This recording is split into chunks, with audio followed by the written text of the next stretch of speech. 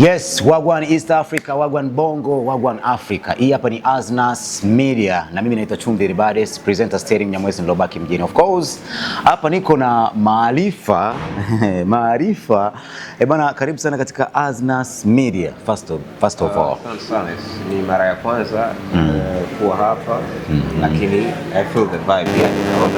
Yes. Poa na tunaweza kuwa na mahojiano mazuri sana. All right. Bana, kwanza first of all nikwambie wewe ni moja kati ya rappers ambao wanafanya vizuri. Katika generation yako wewe wengi wamekuwa kama wana quit, wanakuwa kama speed yao iko low. But for you have tried to maintain. Umejitahidi sana ku maintain. Siri ya hii kitu ni nini? Kwanza ni kuwa na blueprint ambayo ni ya uhakika. Unajua ukishakujua mpango wako tangu mwanzo ni rahisi sana kuutekeleza kuliko ukiwa na mpango ambao ni nusu. Kuna sehemu ukifika unakuwa sasa hauelewi uelekee njia gani. Kwa nafikiri hiyo ni miongoni mwa hizo changamoto, lakini kitu kingine mazingira. Sometimes pia unaweza ukawa na mpango uliokamilika lakini ukakutana na vitu ambavyo vikakusurprise, unajua zile. Afu ukashindwa ku match na hivyo vitu ambavyo vimetokea, au kama ni changamoto zinahitaji kupata suluhisho, wewe ukashindwa kuwa na suluhisho la hizo changamoto. Kwa hiyo inatokea hivyo, lakini Mungu ni mwema.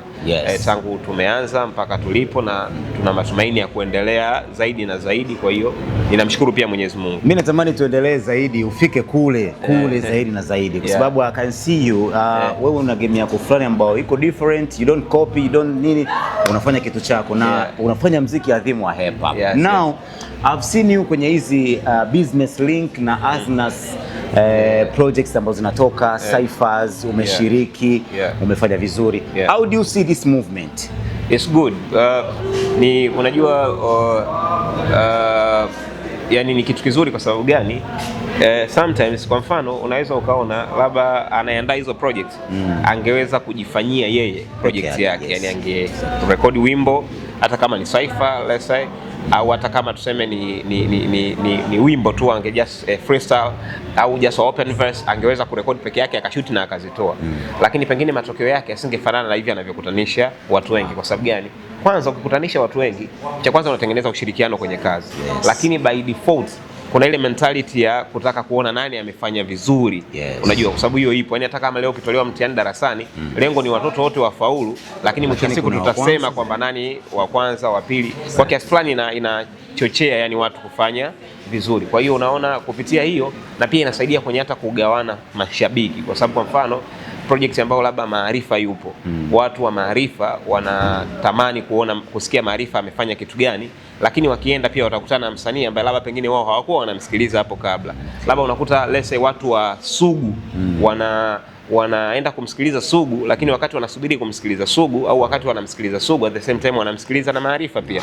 Kwa umeona kuna hiyo faida ya kushirikiana na it's very positive. Unaona kwa mfano tangu zilipoanza mpaka tulipofikia, matokeo yake yamekuwa makubwa kiasi gani, mijadala imekuwa mikubwa kiasi gani, mpaka inafikia watu kusema kwamba kwa Tanzania pengine sasa huu ni mwaka wa hip hop. Kwa sababu gani? Wameona muendelezo wa projects nyingi za hip hop ambazo zinafanyika, lakini sio tu zinafanyika zikiwa positive, yani zina energy ya kutosha, matokeo yake yanakuwa makubwa, zimesaidia kuintroduce talents mpya pia. Unajua mbali na akina Maarifa ambao tayari watu wanawajua, wanaendesha bitikasi yao kupitia muziki, tumeona pia ni platform ambayo imesaidia kuleta watu wapya pia na jamii imewapokea vizuri. Kwa on my side ni kitu poa, na ninakiunga mkono 100%, na ninatamani tuwe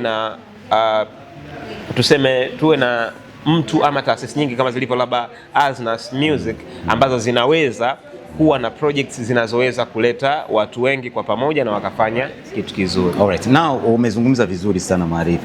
Now mwaka huu kuna tuzo za Aznas Africa Hip Hop Awards. Zinatolewa mwaka huu. Of course ni kwa mara ya kwanza zinafanyika Tanzania. Kwa East Africa sidhani kama zimewahi kutokea, lakini ni mara ya kwanza zinafanyika Tanzania. Na sio only Tanzania lakini East Africa at large. Now unalionaje hili inaweza ikainua muziki wa hip hop kuwa on top? Kwa sababu watu wengi wanafikiria kwenye mind zao kwamba muziki wa hip hop sio kwa business wise, wanafikiria kwamba muziki wa hip hop is just flowing, kufanya tu, you know.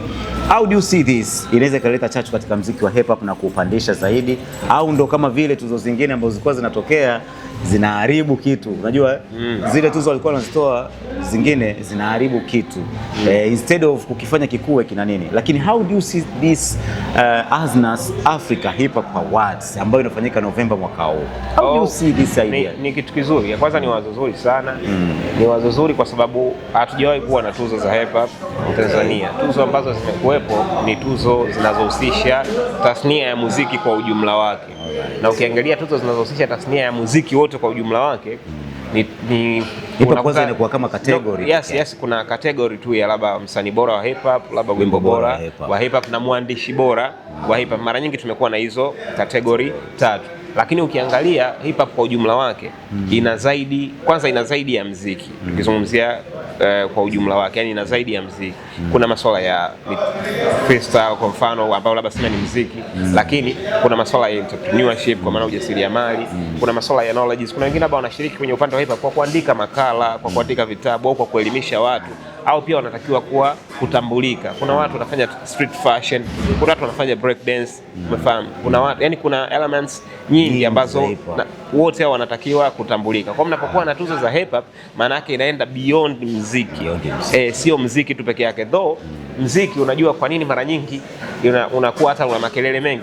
Kwa sababu kwenye zile elements zinazohusika kwenye hip hop, muziki ndo element ambayo ina influence kubwa pengine kuliko zile elements nyingine, kwa sababu unaweza kuteka watu kwa urahisi.